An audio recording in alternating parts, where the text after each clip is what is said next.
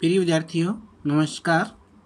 Plus two chemistry की unit number 4 chemical kinetics के lecture number 14 में हमारा टॉपिक है सूडो फर्स्ट ऑर्डर रिएक्शन, या जिसे हम कह सकते हैं pseudo unimolecular reaction. Pseudo first order reactions कौन सी होती हैं? ऐसी रिएक्शन जिसमें रिएक्टेंट्स दो हो, जो आपस में रिएक्ट करके प्रोडक्ट्स बनाएं, लेकिन उस रिएक्शन का रेट दोनों रिएक्टेंट की कंसंट्रेशन पे डिपेंड ना होके किसी एक रिएक्टेंट की कंसंट्रेशन पे ही रिएक्शन का रेट यानी रिएक्शन की स्पीड डिपेंड करे। और ऐसा कब होता है? जब किसी रिएक्शन में एक रिएक्टेंट एज ए सोलवेंट काम कर रहा हो जो बहुत ही एक्सेस अमाउंट में हो। फॉर एग्जाम्पल, जैसे वाटर के अंदर हमने शुगर को डिजोल्व कर दिया, C12H22O11 को हमने किस में डिजोल्व किया है? वाटर के अंदर डिजोल्व किया है। यहाँ वाटर काफ़ी एक्सेस अमाउंट में है और जो शुगर है वो स्मॉल अमाउंट में है, और ये जब रिएक्ट करेंगे एक दूसरे से तो यहाँ पर एंजाइम की हेल्प से ये शुगर जो है वो ग्लूकोज एंड फ्रुक्टोज में डिसोशिएट हो जाएगा। ग्लूकोज एंड फ्रुक्टोज में डिसोशिएट हो जाएगा। इस रिएक्शन को हम केमिकली इक्वेशन इस प्रकार लिख सकते हैं: C12H20O11 प्लस H2O, और थोड़ा सा इसमें हम रिएक्शंस के स्पीड्स बढ़ाने के लिए थोड़ा सा एसिड हम डाल देंगे, जिससे ये C6H12O6 प्लस C6H12O6 यानी एक ग्लूकोज और फ्रुक्टोज में डिसोशिएट हो जाएगा। इस रिएक्शन को हम by name hydrolysis of sucrose या शुगर कहते हैं। इस एग्जाम्पल्स में आप देख रहे हैं कि जो एक रिएक्टेंट है जो वाटर, वो बहुत ही ज़्यादा अमाउंट में है, और जो शुगर है वो कम अमाउंट में है। अब यहाँ पर इस रिएक्शन की स्पीड वो मेनली किसकी कंसंट्रेशन पर डिपेंड करती है? जो आपका ये शुगर है यानी सुक्रोज है, उसकी कंसंट्रेशन पर डिपेंड कर रही है। वाटर को अगर हम इसमें कुछ ज़्यादा डाल देंगे या कम कर देंगे, इतना रिएक्शन की स्पीड पे कोई असर नहीं पड़ेगा, जबकि सुक्रोज की अमाउंट बढ़ाने या घटाने से रिएक्शन की स्पीड पर यानी रेट ऑफ रिएक्शन पर असर पड़ेगा। तो ऐसी रिएक्शन जिसमें रिएक्टेंट तो दो है और उन दो रिएक्टेंट में एक रिएक्टेंट बहुत ही एक्सेस अमाउंट में है, जिसका रेट ऑफ रिएक्शन पर कोई ज़्यादा असर नहीं पड़ता, यह एक प्रकार से कह सकते हैं जिसकी ज़्यादा अमाउंट है उसकी कंसंट्रेशन एक प्रकार से कांस्टेंट है। तो ऐसी रिएक्शन जिसमें दो रिएक्टेंट है, जिसमें एक रिएक्टेंट एक्सेस अमाउंट में है, जिसकी कंसंट्रेशन लगभग कांस्टेंट मानी जाती है क्योंकि उसका रेट ऑफ रिएक्शन पर कोई असर नहीं पड़ता, और दूसरा जो रिएक्टेंट है यानी उन दोनों में से एक ही जो रिएक्टेंट है उसी की कंसंट्रेशन का इसकी रेट ऑफ रिएक्शन पर असर पड़ता है। तो ऐसी रिएक्शंस को हम क्या कहते हैं? Pseudo first order reaction. शायद आपको इस एग्जांपल से अच्छी तरह से समझ में आ गया होगा। आइए इसको अब हम डिफाइन करते हैं। सूडो फर्स्ट ऑर्डर रिएक्शन हमारी थी the reaction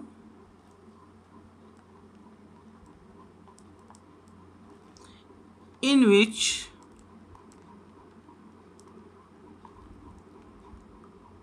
reactants are two। reactants कितने होते हैं? two, but one of them is mainly solvent, जिनमें से एक मेनली किसका काम कर रहा है, सॉल्वेंट का काम कर रहा है, यानी विच इज सॉल्वेंट आपको पता कौन सा काम करता है, which is present in excess amount, जो एक्सेस अमाउंट्स में होता है वो सॉल्वेंट का काम कर रहा है दो रिएक्टेंट में से, सो दैट इट्स कंसंट्रेशन, तो इसकी कंसंट्रेशन क्या ली जाती है जो ज़्यादा अमाउंट में होता है, इज टेकन प्रैक्टिकली कांस्टेंट। वो रिएक्शन इन विच जिसमें रिएक्टेंट्स कितने होते हैं, are two, but one of them, जिनमें से एक क्या होता है, मेनली सॉल्वेंट होता है, यानी सॉल्वेंट का काम करता है। कौन सा करता है सॉल्वेंट का काम, which is present in excess, जो ज़्यादा मात्रा में होता है, सो दैट, और इसलिए क्या है, उसकी concentration is taken practically constant, वो कांस्टेंट ली जाती है। तो इसलिए सॉल्वेंट जो ज़्यादा मात्रा में उसकी कंसंट्रेशन तो कांस्टेंट मान ली गई, तो फिर रिएक्शन की स्पीड किस पे डिपेंड करेगी, दूसरा जो बच गया। तो and so the rate of reaction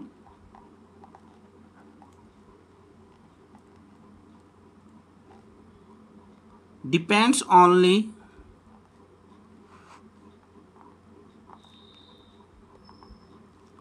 on the concentration of one reactant। तो ऐसी रिएक्शंस क्या कहलाती है, are called pseudo first order reaction, या कहिए सूडो यूनी मोलिकुलर रिएक्शंस। इसको हमने इन वर्ड्स डिफाइन कर दिया। अब इसके हम साथ के साथ कुछ एग्जाम्पल भी ले लेते हैं। एक एग्जाम्पल तो हमने शुरू में ही लिया था, क्या था वो example, hydrolysis of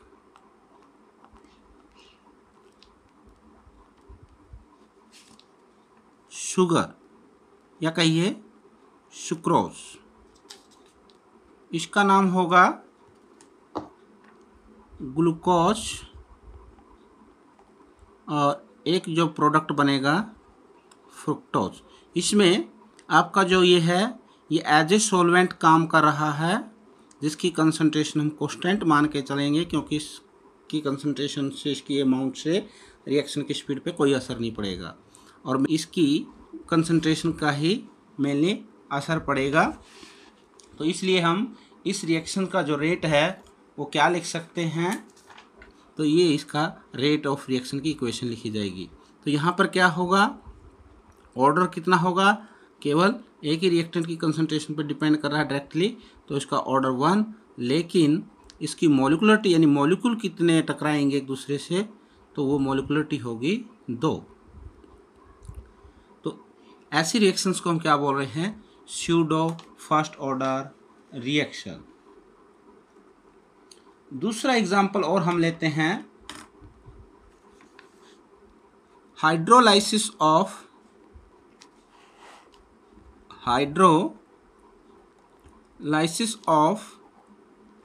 ester. Ester का फॉर्मूला आपको अच्छी तरह ध्यान से होगा, जैसे मैं यहाँ पर ले रहा हूँ CH3CO2H5, इथाइल मिथाइल C2H5 को क्या बोलते हैं, इथाइल, CH3 मिथाइल और CO एस्टर। इसका जब हम हाइड्रोलाइसिस करते हैं तो वाटर को यहाँ एक्सेस अमाउंट में लेते हैं, तो इसलिए इसकी कंसंट्रेशन एक प्रकार से कांस्टेंट होगी। और ये एसिडिक मीडियम में जब इसका हाइड्रोलाइसिस करेंगे तो ये एसिटिक एसिड और एथेनॉल में चेंज हो जाएगा। तो यहाँ पर भी जो इस रिएक्शन का रेट है, रेट ऑफ रिएक्शन जो है वो डायरेक्टली किस पे डिपेंड करेगा? ओनली कंसंट्रेशन ऑफ एस्टर पे, not on water which is act as a solvents. तो यहाँ पर रेट ऑफ रिएक्शन हम क्या लिखेंगे? इक्वल करेंगे तो rate constant concentration of CH3 CO C2H5। तो यहाँ पर आप देखोगे रिएक्शन का जो ऑर्डर है वो होगा 1, और लेकिन जो मॉलिक्युलरिटी है वो यहाँ पर आपको दिखाई देगी 2 मॉलिक्यूल्स, 2 टाइप के रिएक्टेंट्स हैं, तो मॉलिक्युलरिटी 2।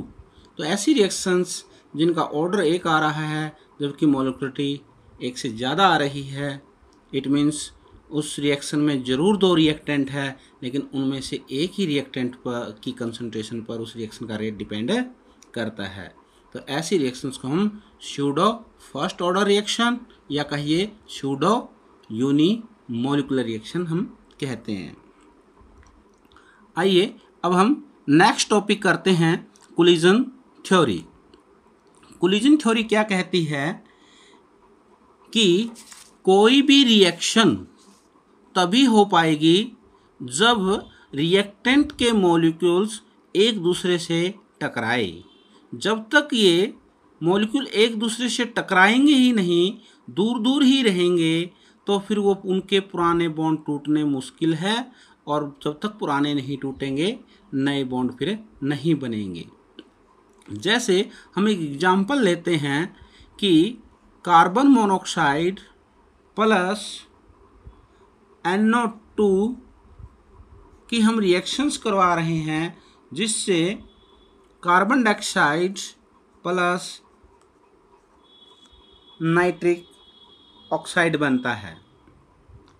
इस रिएक्शंस में आप देखेंगे कि यहाँ कार्बन और ऑक्सीजन के बीच में ऑलरेडी बॉन्ड है और नाइट्रोजन और ऑक्सीजन के बीच में बॉन्ड है। ये दोनों गैस के मॉलिक्यूल्स, जैसे मैं कार्बन का एटम बना रहा हूँ और इसके साथ जो जुड़ा हुआ है वो ऑक्सीजन का एटम है, इस प्रकार से कार्बन मोनोऑक्साइड का एक मॉलिक्यूल है। यहाँ पर एक नाइट्रोजन का मैं ये एटम बना रहा हूँ जिसके साथ एटम ऑक्सीजन के जुड़े हुए हैं। ये कार्बन मोनोऑक्साइड का मॉलिक्यूल है और ये नाइट्रोजन डाइऑक्साइड का मॉलिक्यूल है। ये दोनों मॉलिक्यूल जब तक नहीं टकराएंगे, इनके बीच के पुराने बॉन्ड नहीं टूटेंगे और नए बॉन्ड फिर नहीं बनेंगे। जब ये एक दूसरे से टकराते हैं तो जैसे ही टकराएंगे तो एक दूसरे से टक्कर होगी तो इनके पुराने बॉन्ड टूट जाएंगे और नए बॉन्ड बन जाएंगे। ये कार्बन और इसके साथ ये ऑक्सीजन पहले से जुड़ा हुआ था, एक ऑक्सीजन ये टूटकर इससे जुड़ गया और जो नाइट्रोजन के साथ केवल एक ऑक्सीजन ही रह गया। इस तरह से ये कार्बन डाइऑक्साइड और ये नाइट्रिक ऑक्साइड आपका बना। तो इसलिए कोलिजन थ्योरी ने यही मेन बात कही है कि रिएक्शन होने के लिए, यानी किसी भी रिएक्टेंटों के अंदर केमिकल चेंज होने के लिए, यानी नए प्रोडक्ट बनने के लिए रिएक्टेंट के मॉलिक्यूल टकराना बहुत ज़रूरी है। और किसी भी रिएक्शन में रिएक्टेंट के मॉलिक्यूल जितने अधिक टकराएंगे, जितने तेज़ी से टकराएंगे, उतनी ही उस रिएक्शन की स्पीड भी ज़्यादा होगी। कोलिजन थ्योरी ने मेन बात यही बताई है।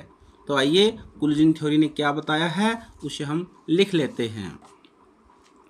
कोलिजन थ्योरी ने क्या बताया? अकॉर्डिंग टू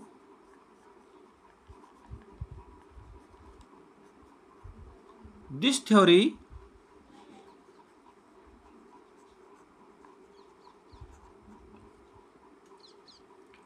इस थ्योरी के अनुसार क्या होना चाहिए? किसी रिएक्शन को होने के लिए रिएक्टेंट के मॉलिक्यूलों में कोलिजन होना जरूरी है, यानी there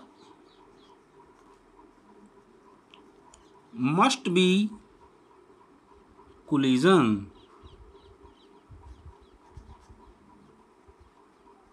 there must be collision, यानी कोलिजन होना जरूरी है। किसके बीच में? Between reacting molecules, reacting molecules, reacting molecules के बीच में जो रिएक्ट करेंगे आपस में, उन मॉलिक्यूल्स के बीच में कोलिजन होना जरूरी है। क्यों? To bring about A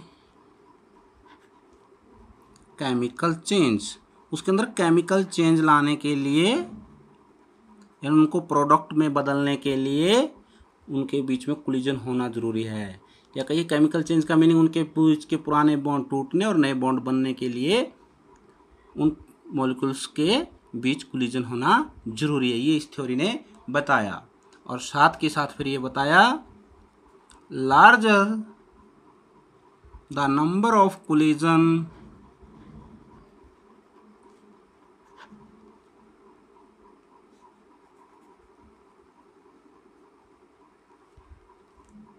larger the number of collision is faster is the reaction, जितने अधिक कोलिजन होते हैं faster is the reaction, reaction उतनी ही फास्ट होती है। ये बात भी कोलिजन थ्योरी ने बताई। इसी थ्योरी से संबंधित हमारी कुछ स्पेसिफिक टर्म है, कुछ विशेष शब्दावली है जो हमारे एग्जाम में 1 मार्क्स के लिए पूछी जाती है। तो हमारी इससे जुड़ी हुई एक डेफिनेशन है कोलिजन फ्रीक्वेंसी, कोलिजन फ्रीक्वेंसी जिसे हम Z से डिनोट करते हैं। कोलिजन फ्रीक्वेंसी क्या है उसे भी आप पहले रफली समझ लीजिए। ये देखिए कि रिएक्टेंट्स जब एक दूसरे से कोलिजन करेंगे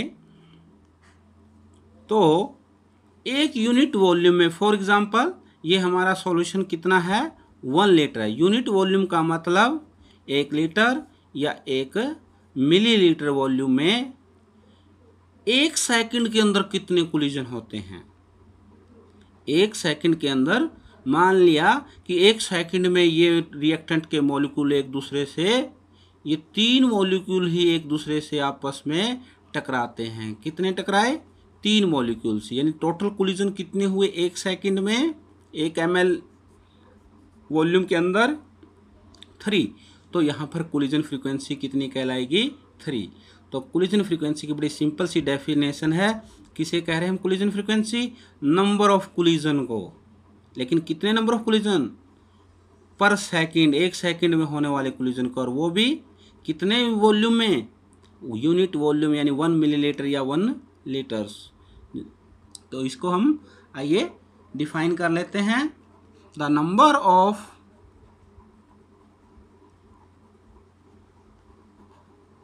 कोलिजन, कोलिजनों की संख्या को हम कोलिजन फ्रीक्वेंसी कह रहे हैं। लेकिन कितने समय में?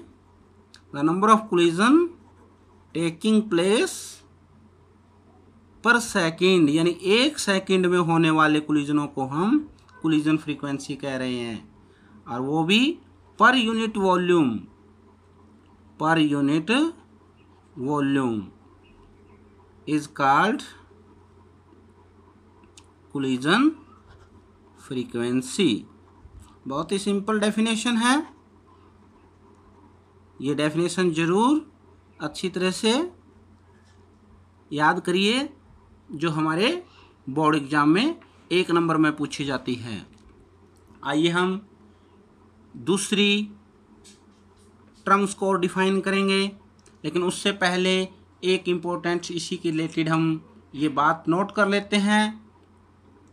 क्या कि जब किसी रिएक्शन में रिएक्टेंट मॉलिक्यूल के बीच में जो कोलिजन होता है वो जितना अधिक होगा उतनी ही रिएक्शन यानी जल्दी कंप्लीट होगी। ये कोलिजन फ्रीक्वेंसी में बताया गया है। लेकिन उसमें एक सच्चाई ये भी है कि मान लीजिए ये कोलिजन तो 3 हुए, लेकिन ज़रूरी नहीं कि जितने कोलिजन होंगे वो सारे के सारे कोलिजन होने से प्रोडक्ट में चेंज हो जाएंगे। उनमें से कुछ कोलिजन जो होंगे, इनका आपस का जो टकराव होगा, वो टकराव होने से वो ज़रूर प्रोडक्ट में बदल जाएंगे। लेकिन कुछ कोलिजन ऐसे होंगे जो ज़ोरदार नहीं होंगे, यानी कमज़ोर होंगे। और कमज़ोर तरीके से अगर कोलिजन होगा तो उनके पुराने बॉन्ड नहीं टूट पाएंगे, और जब तक पुराने नहीं टूट पाएंगे तो नए नहीं बन पाएंगे। यानी सारे के सारे कोलिजन किसी रिएक्शन में इफ़ेक्टिव नहीं होते, उनमें से कुछ ही इफ़ेक्टिव होते हैं। और जो कोलिजन इफ़ेक्टिव होते हैं उनकी संख्या पर मेनली रिएक्शन की स्पीड डिपेंड करती है। जिन कोलिजन से कोई चेंजेज ही नहीं आया, पुराने बॉन्ड ही नहीं टूट पाए, यानी प्रोडक्ट ही नहीं बन पाया, तो ऐसे कोलिजन का फिर उस रिएक्शन की स्पीड में क्या अर्थ है? रिएक्शन को तो हम यही मान रहे हैं ना, रिएक्टेंट को टकराए और प्रोडक्ट बने। जब तक वो प्रोडक्ट में ही चेंज नहीं होगे टकराने से, कोलिजन होने से, तब तक उस कोलिजन का फ़ायदा क्या है? तो इसलिए रिएक्शन की जो स्पीड है, रेट है, वो डिपेंडली उन कोलिजन पे डिपेंड करता है जो अल्टीमेटली प्रोडक्ट में बदल जाए। तो उन्हीं फिर कोलिजन को जो प्रोडक्ट बनाने में मददगार है, यानी उन्हीं कोलिजन को हम क्या कह रहे हैं? इफ़ेक्टिव कोलिजन कह रहे हैं। ये बात भी हम कोलिजन फ्रीक्वेंसी के साथ साथ जोड़ लेते हैं। Actually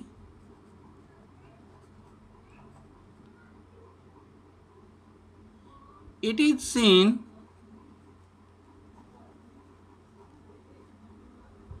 that collision frequency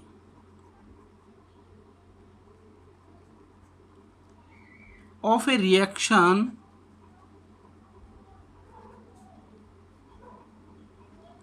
is so high that the reaction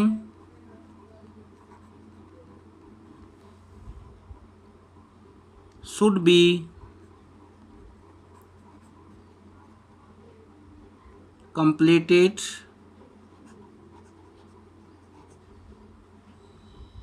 in fraction।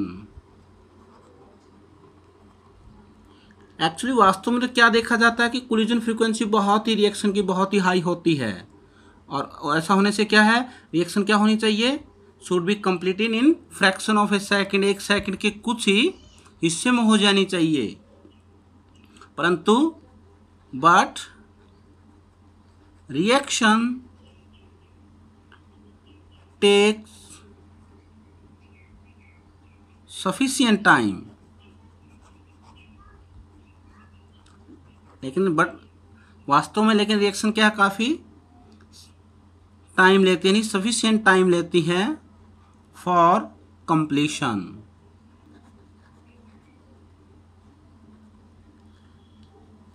इस बात को दोबारा नोट कीजिए। एक्चुअली में तो क्या है, इट इज सीन, ये देखा गया कोलिजन फ्रीक्वेंसी ऑफ रिएक्शन, एक रिएक्शन की कोलिजन फ्रीक्वेंसी सो हाई, काफ़ी अधिक होती है, दैट जिससे क्या कि reaction should be complete in A fraction of second, कुछ सेकंड के कुछ हिस्से में कंप्लीट होनी चाहिए, इतनी ज़्यादा कोलिजन फ्रीक्वेंसी को देखते हुए तो। लेकिन but reaction take sufficient time for completion, लेकिन रिएक्शन को पूरा होने में काफ़ी समय लगता है। इसका मतलब क्या हुआ? इसका मतलब ये हुआ, इट मीन्स, यानी इसका अर्थ हुआ ऑल कोलिजन, इसका मतलब जो सारे कोलिजन हैं वो रिएक्शन को कंप्लीट करने में मददगार नहीं है, यानी उन कोलिजन से रिएक्टेंट प्रोडक्ट में नहीं बदल रहे हैं। यानी all collision do not produce product, इसका मतलब सारे कोलिजन अल्टीमेटली प्रोडक्ट में बदल नहीं रहे, उनमें से कुछ कोलिजन कमज़ोर है और कुछ कोलिजन ऐसे हैं जो ज़बरदस्त हैं, जो प्रोडक्ट में बदल जा रहे हैं रिएक्टेंट जिससे। तो जो कोलिजन्स प्रोडक्ट बना रहे हैं तो वो तो कोलिजन इफेक्टिव कोलिजन कहलाएंगे, और जिन रिएक्टेंटों के बीच में कमज़ोर कोलिजन होता है जिससे वो प्रोडक्ट में नहीं बदल पा रहे हैं वो यानी इनइफेक्टिव कोलिजन होंगे। प्यारे विद्यार्थियों, हमारी अगली डेफिनेशन है effective collision. Effective collision,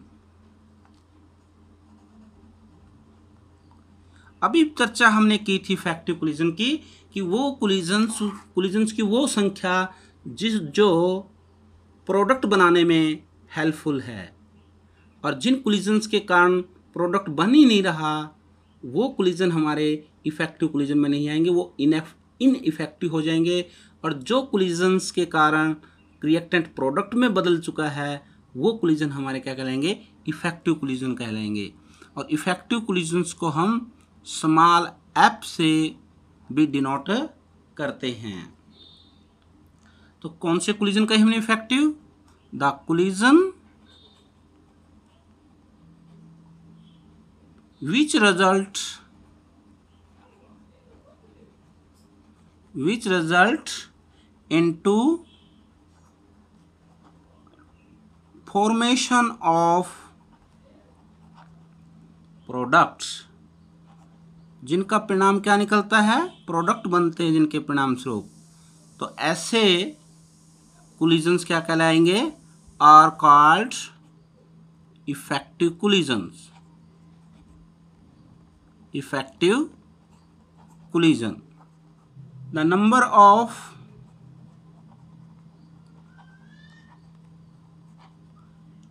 effective collision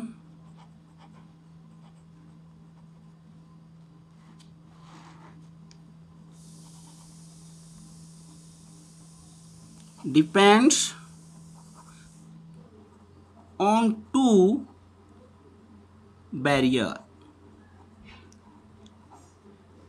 number of effective collision किस पे डिपेंड करते हैं? On to barrier. दो बैरियर कौन से? This two barriers are, first is orientation barrier और second is energy barrier.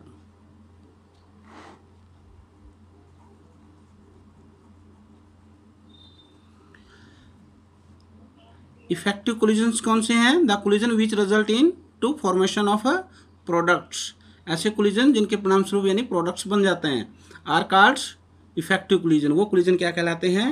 Effective. और the number of effective collision depend on to barrier, और जो इफेक्टिव कोलिजन्स की जो संख्या हो किस पर निर्भर करती है? टू बैरियर, दो बैरियर पर डिपेंड करती है। वो दो बैरियर कौन से हैं? ओरिएंटेशन बैरियर और एनर्जी बैरियर। आइए ये दो बैरियर कौन से हैं इनको भी हम समझते हैं।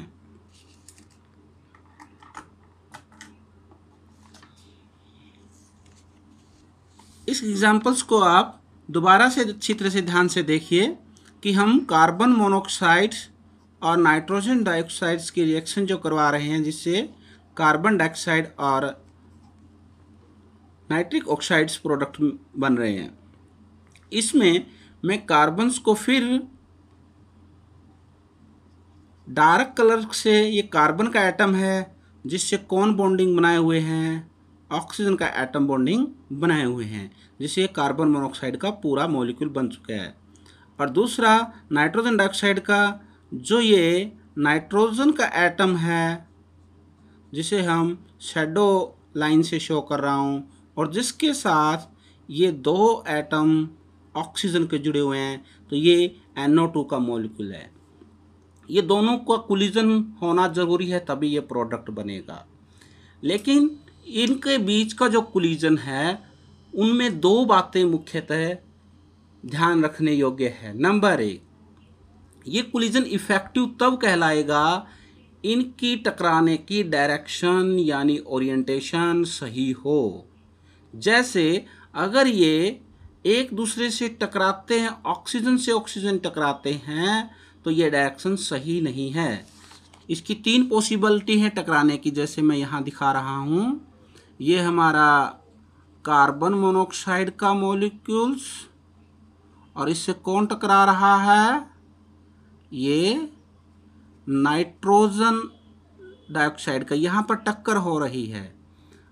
एक पॉसिबिलिटी, ये ऐसी जो पॉसिबिलिटी है तो इसके कारण इनका ये बॉन्ड नहीं टूट पाएगा, और ऑक्सीजन से ऑक्सीजन भी बॉन्ड नहीं बनाता।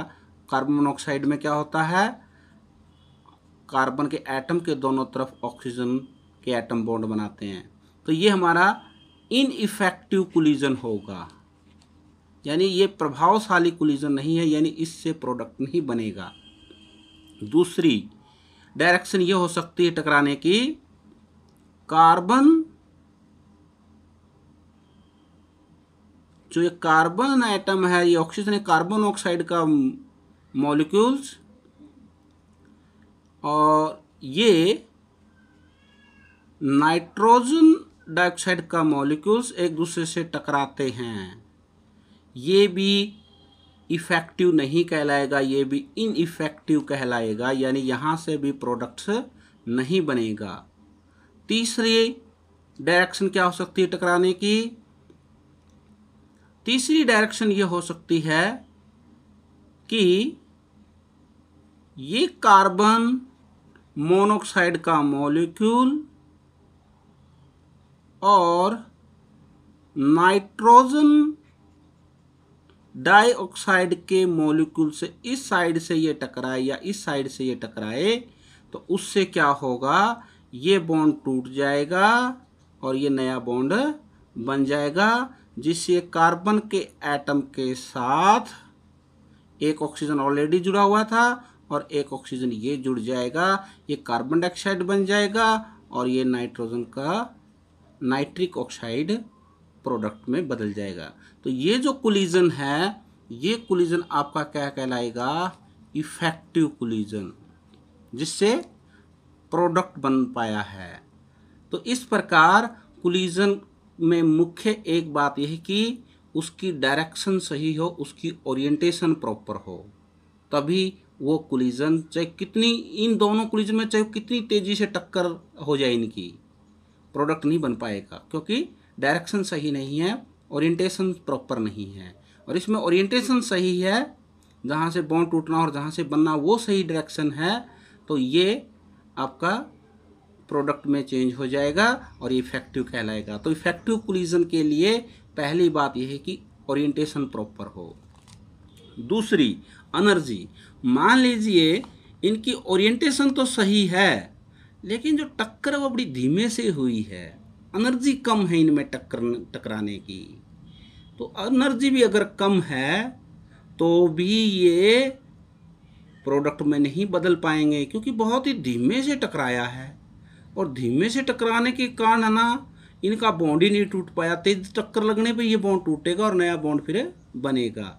तो इसलिए एनर्जी भी इतनी ज़रूर होनी चाहिए कि पुराने बॉन्ड टूट जाए और फिर नए बन जाए। यानी दूसरा पॉइंट हुआ एनर्जी का भी प्रॉपर होना, यानी एनर्जी का भी एफिशिएंट होना, ताकि टक्कर का परिणाम निकले, कोलिजन का परिणाम निकले, प्रोडक्ट बने।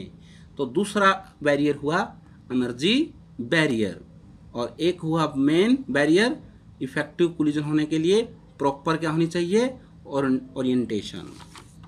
तो हम दोनों को वन बाय वन डिफाइन करते हैं। ए orientation barrier,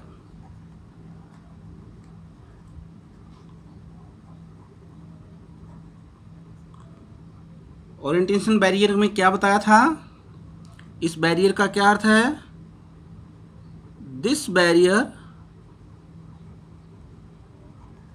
implies that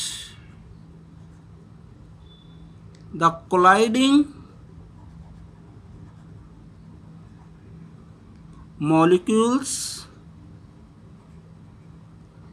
should have, टकराने वाले मॉलिक्यूल्स के पास क्या होनी चाहिए, प्रॉपर ओरिएंटेशन, यानी वो प्रॉपर डायरेक्शन में होने चाहिए, प्रॉपर ओरिएंटेशन में होने चाहिए, यानी उनके पास सही दिशा होनी चाहिए। कब? ड्यूरिंग कोलिजन, कोलिजन के समय उनकी ओरिएंटेशन प्रॉपर होनी चाहिए। ओनली देन, तभी फिर क्या होगा, ओरिएंटेशन सही होगी तो only then the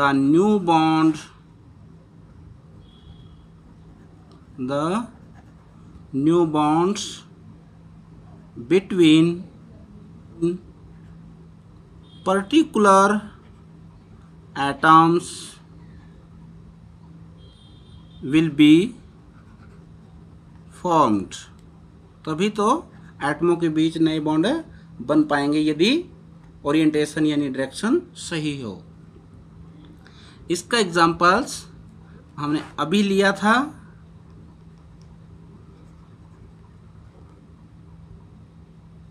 carbon monoxide plus nitrogen dioxide की रिएक्शन से carbon dioxide plus nitrogen oxide. तो इसमें हमारे क्या पोजीशन थी, ये जो हमारा कार्बन है C और इसमें ये ऑक्सीजन है O, अगर इसकी टक्कर, ये हमारा नाइट्रोजन है और इसके साथ ये 2 ऑक्सीजन है, अगर ये टक्कर होगी, या फिर ये कार्बन है C, ये ऑक्सीजन है और इसकी टक्कर, इस तरह से ये नाइट्रोजन है और ये ऑक्सीजन जुड़े हुए हैं इसके साथ, ये टक्कर होगी, तो दोनों में कोई product, no product. It means ineffective collision. और यदि कार्बन और नाइट्रोजन और ये उसके 2 ऑक्सीजन और इनकी ये कोलिजन होगी, तो अल्टीमेटली कार्बन के एटम के साथ ये ऑलरेडी ऑक्सीजन जुड़ा हुआ है और ये ऑक्सीजन और जुड़ जाएगा और ये नाइट्रोजन जो है N, उसके साथ ये ऑक्सीजन जुड़ा हुआ रह जाएगा। तो ये हमारा क्या होगा, effective collision. Effective collision.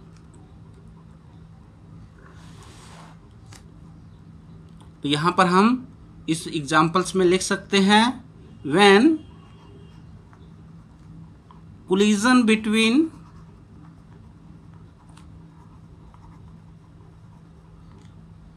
Carbon and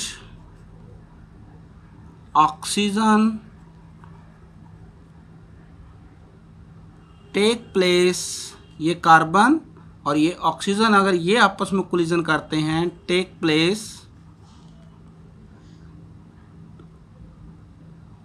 only then it is an effective collision. तभी कौन सा कोलिजन कहलाएगा, इफेक्टिव कोलिजन कहलाएगा।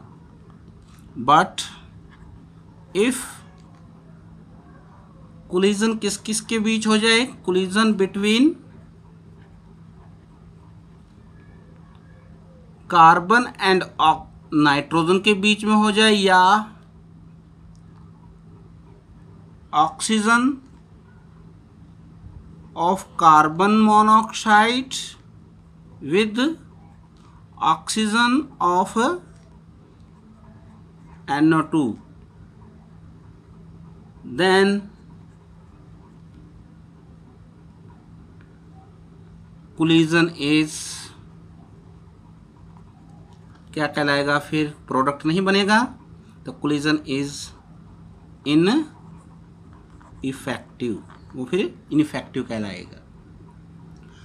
दूसरा बैरियर की जो हम बात कर रहे थे, एनर्जी बैरियर, तो उसके लिए भी हमने बात की थी कि एनर्जी भी सफिशिएंट होनी ज़रूरी है कोलिजन के लिए, ताकि वो पुराने बॉन्ड टूट पाए और नए बॉन्ड बन पाए। तो इस बैरियर का अर्थ क्या हुआ? This barrier implies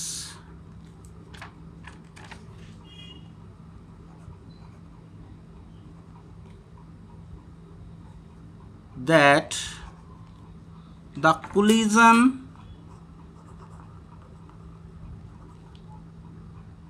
must have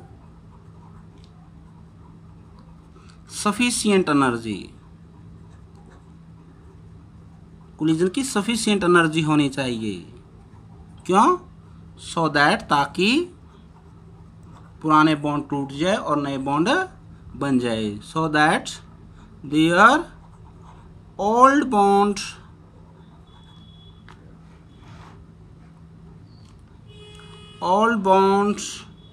can break, पुराने बॉन्ड टूट के एंड और फिर new bond can be formed, और नए बॉन्ड क्या हो सके? बन सके।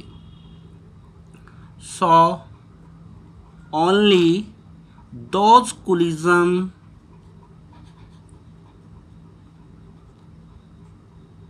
आर इफेक्टिव, वही कोलिजन इफेक्टिव कहलाएंगे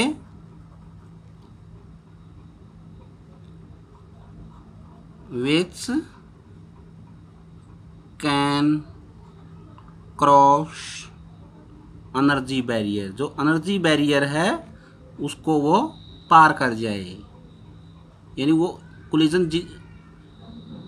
एनर्जी बैरियर जितनी एनर्जी रखे उससे ज़्यादा रखे या फिर उसको क्रॉस कर जाए, वही कोलिजन क्या कहलाएंगे?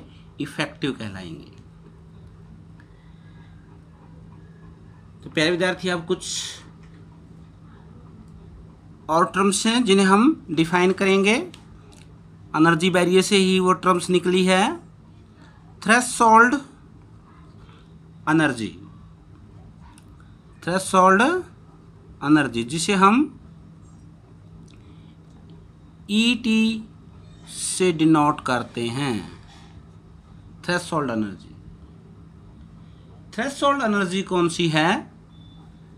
कि कोलिजन को कम से कम जो एनर्जी चाहिए, तो कम से कम वो एनर्जी जो उनकी टक्कर को इफेक्टिव बनाती है, या एक इफेक्टिव कोलिजन के लिए जो कम से कम एनर्जी चाहिए ताकि रिएक्टेंट किस में बदल जाए?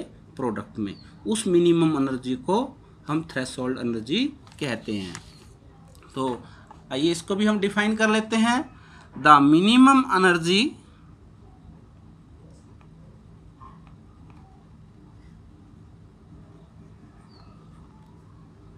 which must be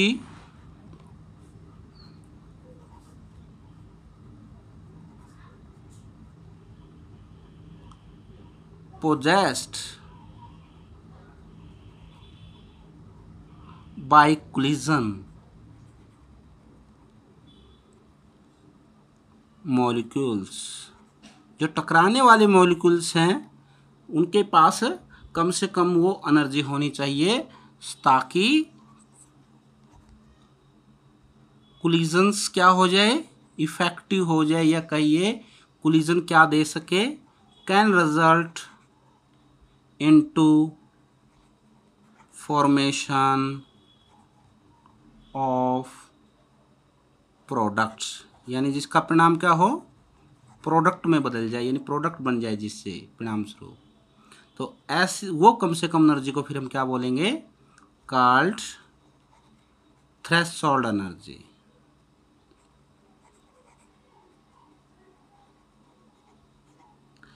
प्यारे बच्चों, क्या डेफिनेशन हुई? द मिनिमम एनर्जी, वो कम से कम energy which must be possessed by collision molecule, collision के अंदर समाहित जो होनी चाहिए ताकि जिससे क्या हो? Collision can result into formation of product, जिस कोलिजन के परिणाम स्वरूप क्या है? प्रोडक्ट बन जाए। उस कम से कम एनर्जी को क्या है? इज कॉल्ड थ्रेशोल्ड एनर्जी, उसको हम थ्रेशोल्ड एनर्जी कहते हैं। तो थ्रेशोल्ड एनर्जी एक प्रकार से कौन सी हुई? उसको हम मैथमेटिकली भी लिख लेते हैं। थ्रेशोल्ड एनर्जी वो हुई, ये हमारी थ्रेशोल्ड एनर्जी है। थ्रेशोल्ड एनर्जी कौन सी हुई? एक तो रिएक्टेंट की काइनेटिक एनर्जी और एक उसको बॉन्ड को तोड़ने की। जैसे आइए एक तो इनकी खुद की गतिज ऊर्जा, जब तक इनमें काइनेटिक एनर्जी नहीं होगी तो एक दूसरे के पास कैसे आएंगे, इनके बीच में टक्कर ही पॉसिबल नहीं है। इनकी खुद की काइनेटिक एनर्जी गतिज ऊर्जा एक, और वो चलो इतनी गतिज ऊर्जा मान ली इनमें 5 जूल एनर्जी है,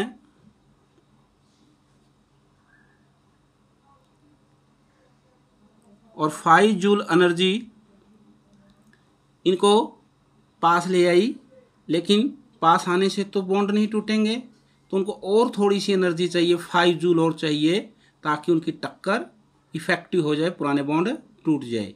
तो ये काइनेटिक एनर्जी प्लस उनकी कोलिजन के लिए, बॉन्ड तोड़ने के लिए जो एनर्जी, इसको हम बॉन्ड तोड़ने के लिए जो एनर्जी होती है उसको हम एक्टिवेशन एनर्जी बोलते हैं। इन दोनों का जोड़ हमारी क्या होगी, थ्रेशोल्ड एनर्जी, यानी ER प्लस EA।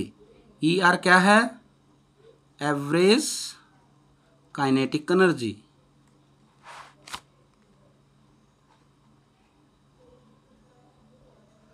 और EA एक्टिव, बॉन्ड तोड़ने के लिए जो एनर्जी चाहिए, एक्टिवेशन एनर्जी।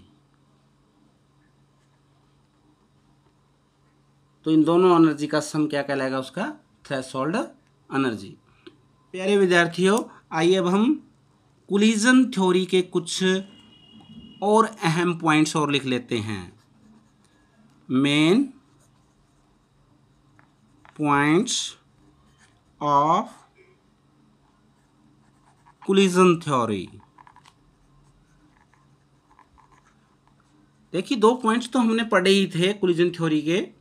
नंबर 1 तो कहा था कोलिजन थ्योरी ने कि रिएक्टिंग मॉलिक्यूल के बीच में कोलिजन कंपलसरी है, तभी रिएक्टिंग मॉलिक्यूल प्रोडक्ट में चेंज होंगे। और दूसरा कहा था कि जितने ज़्यादा इफेक्टिव कोलिजन होगी रिएक्शन की स्पीड उतनी ही हाई होगी।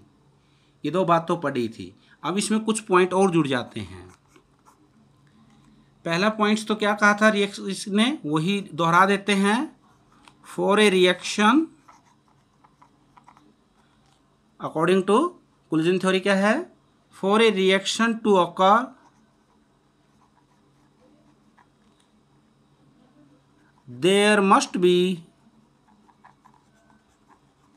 कोलिजन। कोलिजन होना बहुत ही महत्वपूर्ण है किसी भी रिएक्शन को होने के लिए। किसके बीच, बिटवीन रिएक्टिंग मॉलिक्यूल। ये बात तो सबसे पहले ही कही थी उसने। दूसरी बात क्या कही थी, दूसरी बात ये थी कि सारे के सारे कोलिजन इफेक्टिव नहीं होते, उसमें से कुछ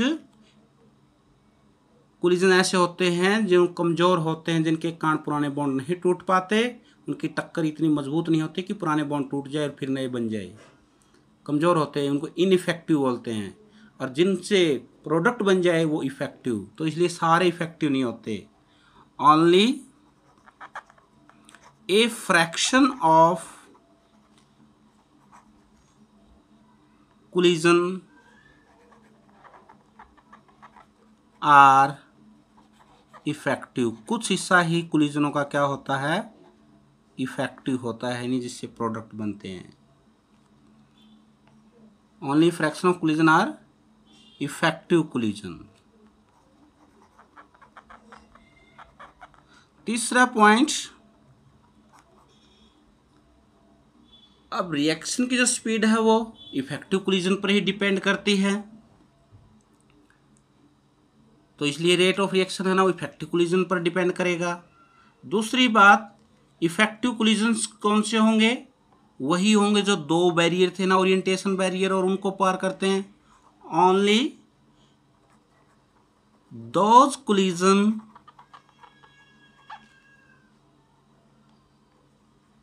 which can cross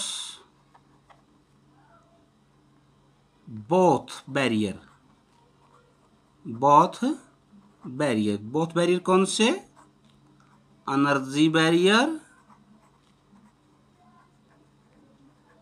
and orientation barrier, जो इन दोनों बैरियर को क्रॉस करते हैं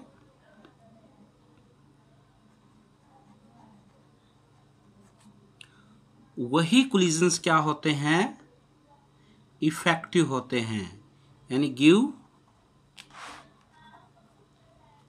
effective collisions.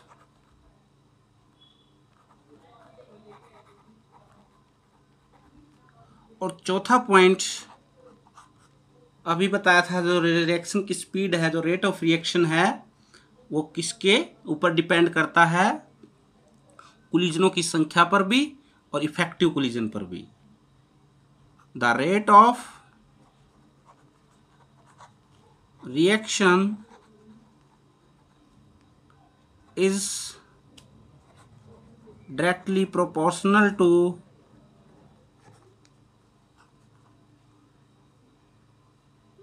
Number 1 collision frequency पर and number of effective collision पर, इन दो पर डिपेंड करता है, जिसे हम मैथमेटिकली लिखेंगे। रेट किसके डायरेक्टली प्रोपोर्शनल है, नंबर 1 कोलिजन फ्रीक्वेंसी, जिसे हम Z से डिनोट करते हैं, एंड और रेट किसके डायरेक्टली प्रोपोर्शनल है, इफेक्टिव कोलिजन। इफेक्टिव कोलिजन को हम स्मॉल f से डिनोट करते हैं। सो रेट क्या होता है, rate change in concentration of reactant, reactant को हम x मान लेते हैं, कि कंसंट्रेशन को x मान लेते हैं, divide by change in time. तो वो किसके बराबर होगा, अगर हम रेट कांस्टेंट लगाएंगे तो 1, तो वो दोनों की z इंटू दोनों पे डायरेक्टली प्रोपोर्शनल, तो दोनों की मल्टीप्लिकेशन। इसलिए रेट की इक्वेशन कोलिजन फ्री थ्योरी के अनुसार ये बन जाती है। तो ये मुख्य तौर पर कोलिजन थ्योरी के 4 मेन पॉइंट्स है। तो आप अगर ये कोलिजन थ्योरी पूछ ली जाती है तो आप ये कह सकते हैं, according to collision theory, number 1 for a reaction to occur, reaction को घटित होने के लिए क्या है, there must be collision between reacting molecule, reacting molecule के बीच में कोलिजन होना जरूरी है। Number 2 only fraction of collision are effective, सारे कोलिजन इफेक्टिव नहीं होते, उनमें से कुछ हिस्सा ही क्या होते हैं, इफेक्टिव कोलिजन होते हैं, जिनके कारण प्रोडक्ट बनता है।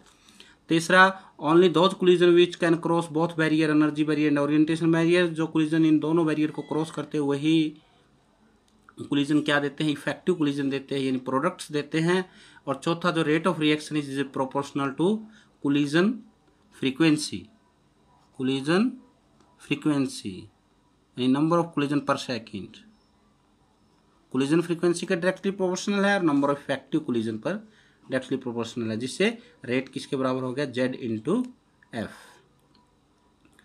तो आशा है आपको आज ये 2 टॉपिक, कोलिजन थ्योरी क्या और सूडो फर्स्ट ऑर्डर रिएक्शन अच्छी तरह से समझ में आ गई होगी। इसे आप जल्दी से अपनी नोटबुक में नोट कीजिए और इस वीडियो के कमेंट सेक्शन में भी आप ज़रूर बताइए कि आपको ये वीडियो कैसी लगी, और आपको ये वीडियो अगर अच्छी लगी तो ज़रूर अपने दूसरे साथियों से भी शेयर कीजिए। Thank you.